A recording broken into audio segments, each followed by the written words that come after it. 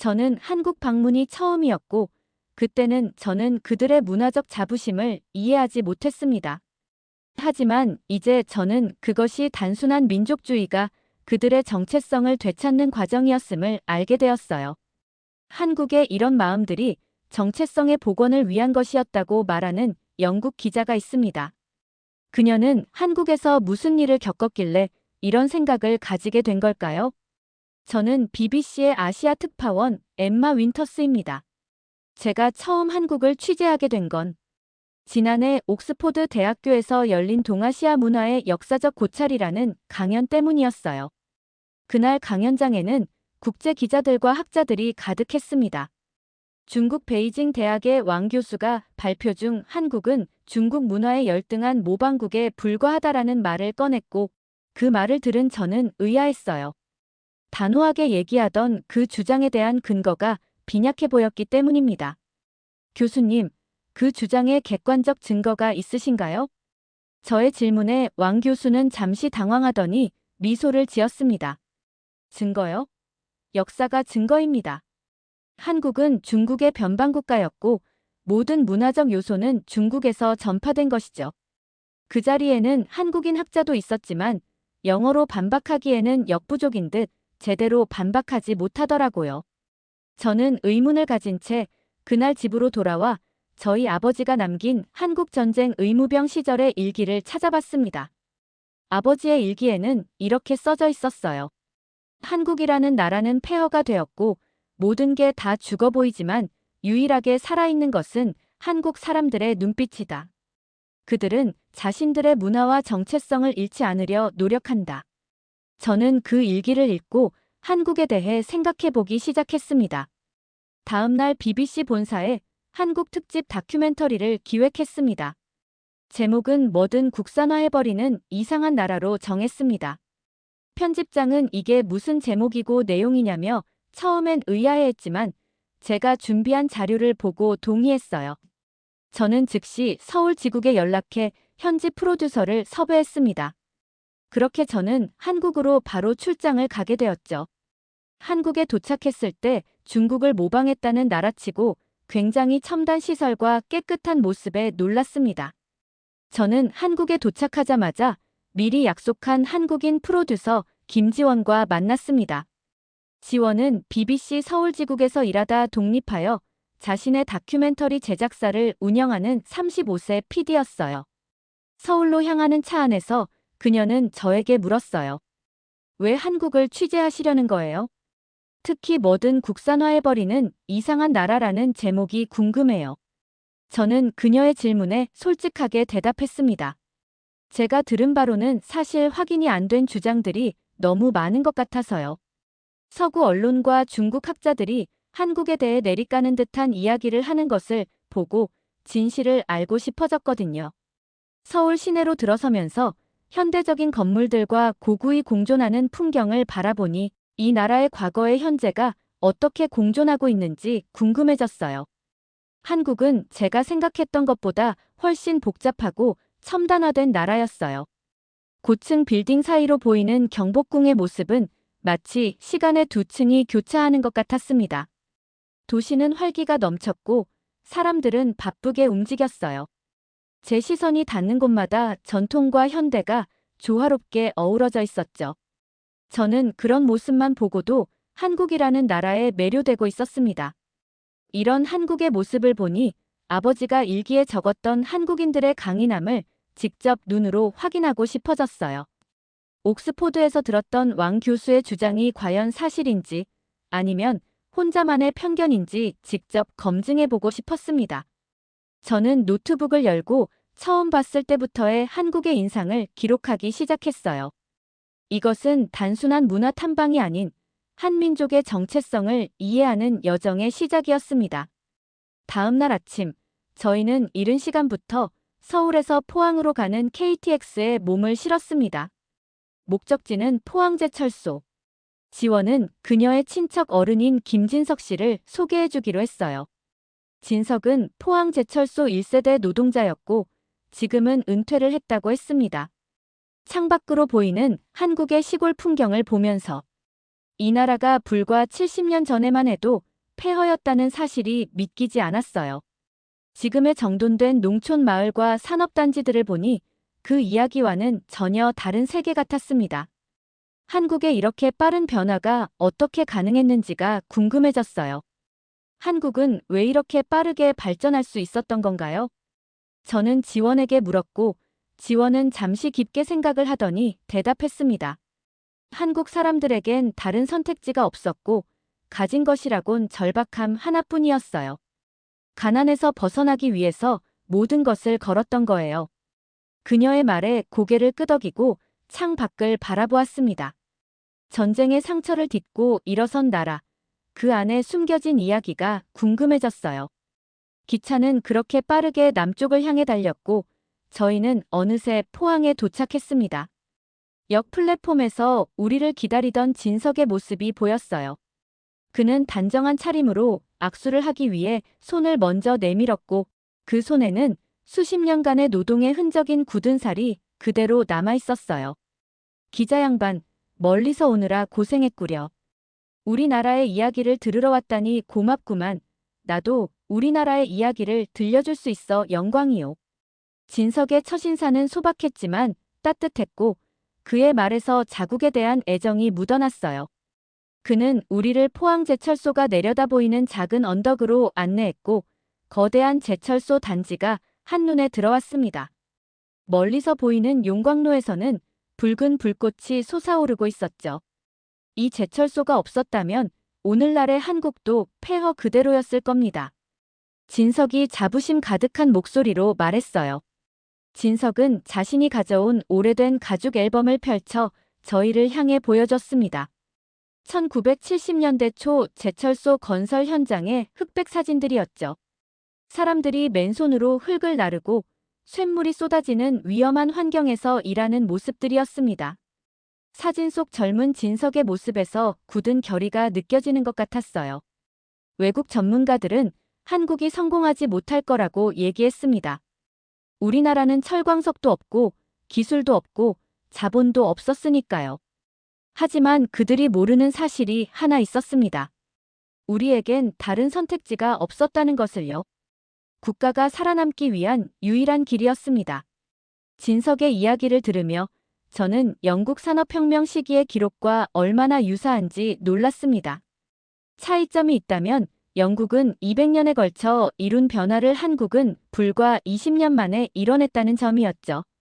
그의 사진첩에는 점점 성장해가는 제철소의 모습이 시간순으로 정리되어 있었습니다.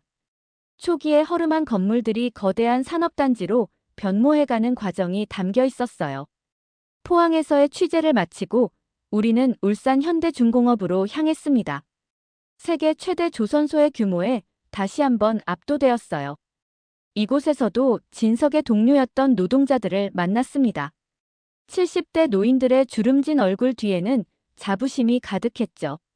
그들의 이야기는 놀라울 정도로 유사했습니다. 생존을 위한 절박함, 국가를 위한 희생, 그리고 더 나은 미래에 대한 굳은 믿음이었어요. 서울로 돌아오는 기차 안에서 포항과 울산에서 들은 이야기를 정리했습니다. 이것은 단순한 경제 성장 이야기가 아니었어요. 한 민족의 생존을 위한 처절한 투쟁이었습니다. 진석이 들려준 말이 자꾸 머릿속에 맴돌았어요. 한국의 산업화가 단순한 경제적 목표가 아닌 생존을 위한 절실한 몸부림이었다는 사실이 충격적이었습니다. 기차의 창문 너머로 빠르게 지나가는 풍경을 바라보며 진석의 말을 되새겨봤습니다. 우리는 다른 선택지가 없었소. 죽느냐 사느냐의 문제였지. 아침에 일어나면 손가락 관절이 모두 붓고 피가 배어나왔지만 포기할 수 없었소. 우리가 만든 철이 나라를 일으킬 것이라 믿었으니까. 그의 거친 손바닥에 새겨진 주름들이 눈앞에 아른거렸습니다. 그 손으로 한국의 미래를 일구어냈다는 생각에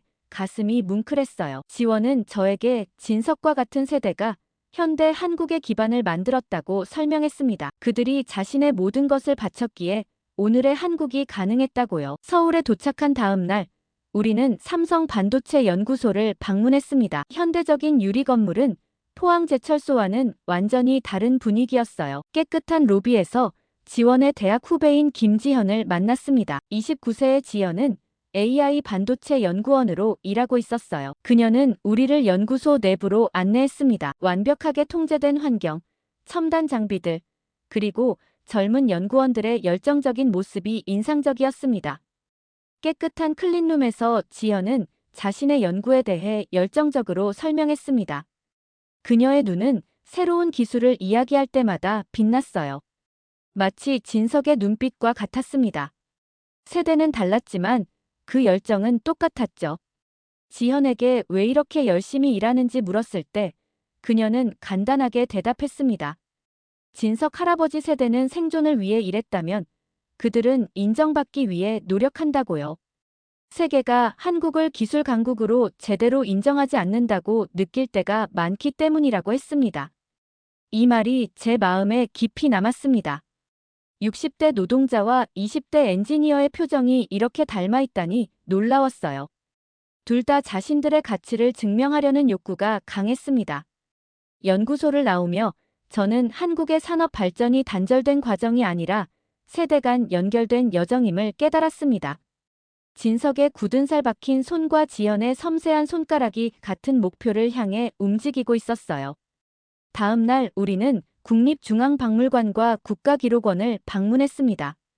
한국의 문화적 정체성을 더 깊이 이해하고 싶었거든요. 박물관 학예사는 한국 전통 문화의 역사적 증거들을 보여주었어요. 특히 저는 조선시대의 의복, 음식, 무예 자료들에 관심이 갔습니다. 유물 하나하나에는 한국만의 독특한 미학과 철학이 담겨 있었죠.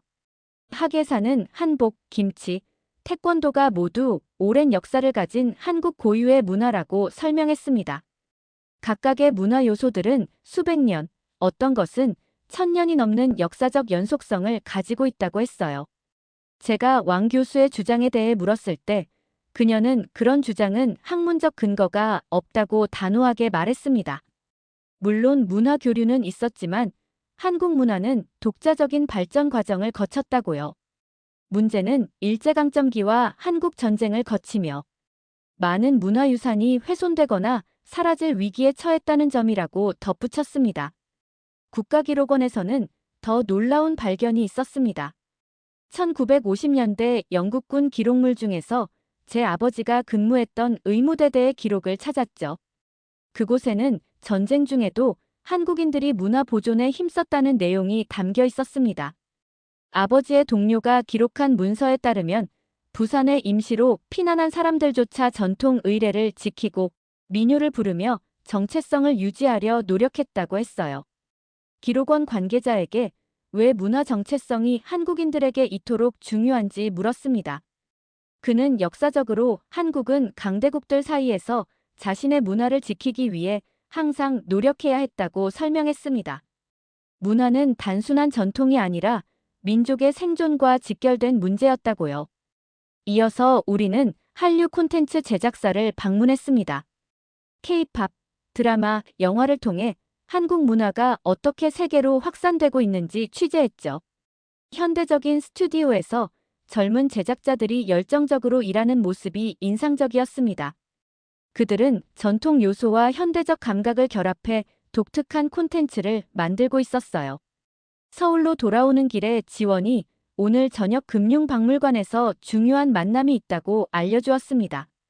그녀의 목소리에는 특별한 의미가 담겨 있었어요. 저는 호기심이 생겼죠. 금융박물관이라니 한국 경제와 관련된 다른 이야기가 있을 것 같았습니다. 서울 시내를 가로지르는 동안 지원은 우리가 만날 사람에 대해 이야기해 주었어요. 1998년 IMF 외환위기 때 한국 경제가 거의 파산 직전까지 갔던 시기였다고 합니다. 그때 시민들이 자발적으로 금 모으기 운동을 했다고 해요. 결혼 반지부터 갑옷까지 개인의 금을 기부해 나라를 살리자는 운동이었다고 합니다. 금융박물관에서 우리는 93세의 박금자 할머니를 만났습니다. 할머니는 당시 금 모으기 운동에 참여했던 시민 중 한 분이었어요.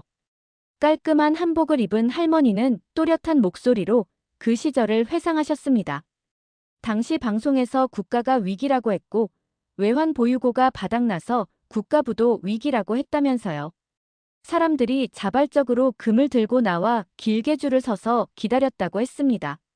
할머니는 작은 비닐봉지에서 낡은 사진 한 장을 꺼내셨어요.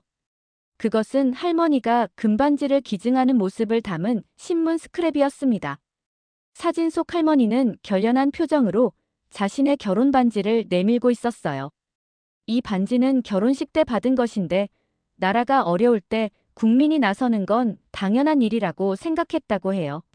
제가 후회하신 적은 없으신지 물었을 때 할머니는 단호하게 고개를 저으셨습니다. 이게 내 나라인데 내가 안 지키면 누가 지키냐면서 지금 보면 우리나라가 다시 일어섰다고 말씀하셨어요. 할머니의 지갑에는 애국시민증이라는 작은 카드가 있었습니다. 금모으기 운동에 참여한 시민들에게 정부가 발급한 증서였죠. 20년이 넘은 카드는 여전히 깨끗하게 보관되어 있었어요. 금융박물관을 나오면서 저는 한국 사회의 또 다른 모습을 보았습니다. 그것은 위기 속에서도 단결하는 힘이었어요. 그날 저녁 호텔방에서 지금까지 찍은 영상을 검토하며 깊은 생각에 잠겼습니다. 처음 이 다큐멘터리를 기획했을 때는 단순히 국산화라는 경제적 현상을 취재하려 했지만 이제는 그 이면에 있는 깊은 이야기를 발견했죠. 이것은 생존과 자존심, 그리고 정체성 회복에 관한 이야기였습니다.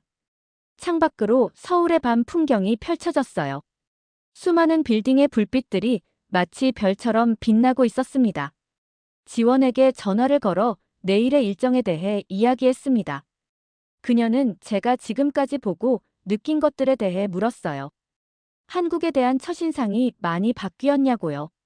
저는 솔직하게 완전히 달라졌다고 말했습니다. 처음에는 단순히 경제 발전 사례로만 봤는데 이제는 그 안에 담긴 인간적인 이야기를 보게 되었다고요. 다음 날 아침, 저는 한국에서의 마지막 촬영을 준비했습니다. 한 달간의 취재를 마무리하는 장면이었죠. 서울 남산에서 도시 전경을 배경으로 마지막 나레이션을 녹음했습니다. 서울은 아침 햇살 속에 빛나고 있었어요. 고층 빌딩과 한옥, 첨단 기술과 전통이 공존하는 도시였습니다. 이곳 한국에서 제가 발견한 것은 단순한 경제 성장 이야기가 아니라고 말했습니다. 이것은 정체성을 지키고 회복하려는 한 민족의 끈질긴 노력의 역사였어요.